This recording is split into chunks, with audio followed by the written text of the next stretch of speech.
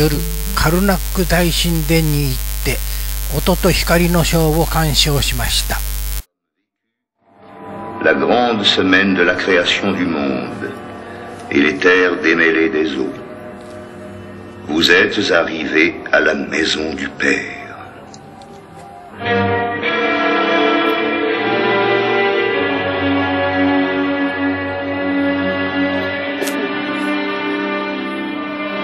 Mais dans cette maison du Père, chaque pharaon s'est considéré comme un fils et a voulu laisser sa marque. Seuls avaient accès les prêtres et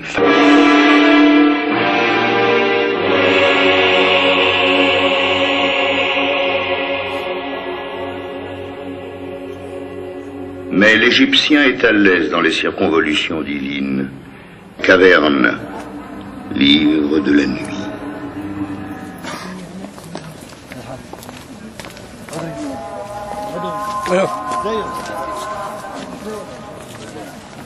Dont il ne reste guère qu'un spécimen de la colonnade au gracieux chapiteau de papyrus. J'ai placé à son pied la stèle qui raconte la victoire de Kamosé sur les Hyksos venus de l'Orient. Mais pour mesurer ma longévité, sachez qu'après elle, j'épousai encore 4 de mes propres filles, et que le nombre de mes enfants, pour finir, a été de 92 garçons et 106 filles.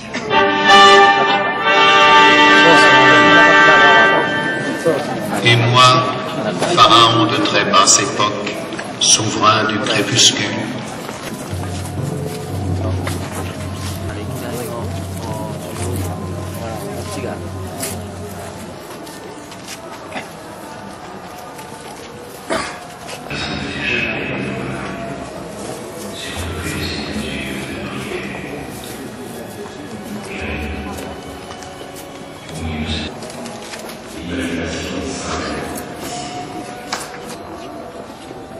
les colonnes sont toutes inspirées par les papyrus mellifères de fleurs.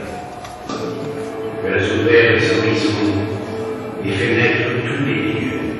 Je te vénère, Amon, rose de la mer.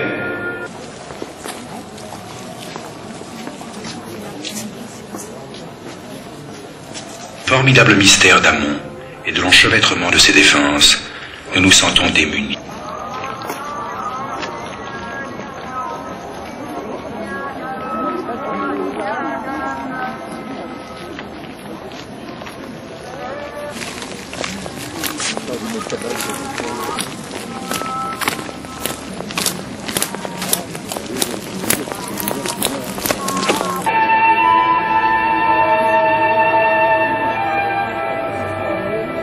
Ce lac sacré au bord duquel vous êtes venus rêver, car on ne peut comprendre qu'en rêvant. Ce miroir, enchâssé dans la pierre, a reflété le plus beau feu d'artifice de l'Antiquité. Un éblouissement qui a duré 20 siècles. Aussitôt qu'un bouquet d'étoiles se fanait, un autre pharaon tirait une nouvelle salve. Et cela s'appelle à jamais la splendeur de Thèbes.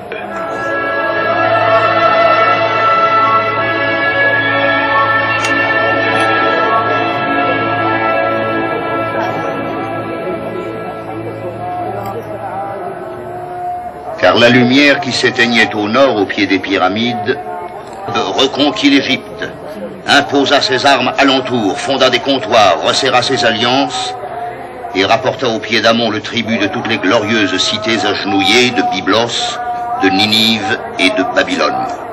Car sans trompette chante sa renommée.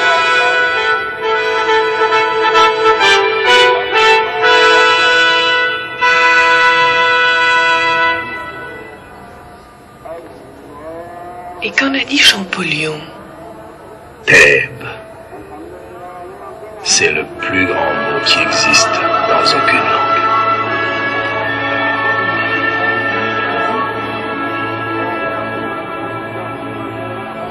Elle s'étalait au bord du Nil. Un langage peut se perdre, on le retrouve. Assurbanipal, Alexandre et César passeront plus vite que les oracles de Karnak. À toutes les questions du Sphinx de l'autre Thèbes, de la Thèbes grecque, il fallait répondre, comme le fit Édipe, l'homme. Mais aussi le salut des crocodiles et des scarabées, de tout ce qui grouille et de tout ce qui fleurit. Il a accepté de présenter le visage d'un bélier, d'un faucon, d'une oie ou d'un taureau. Il a fait la part égale à tous les compagnons de l'univers.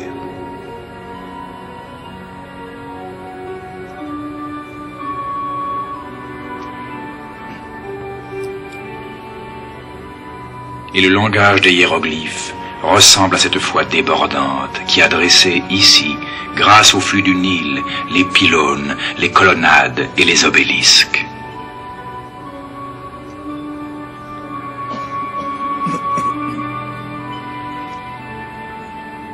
Qu'ils s'animent une dernière fois, ces hiéroglyphes, pour vous offrir, nouveaux pèlerins de la Haute-Égypte, en guise de salut, l'envol soudain de milliers d'oiseaux sacrés, soulevant de leurs ailes délivrées les gouttelettes du fleuve comme une bénédiction.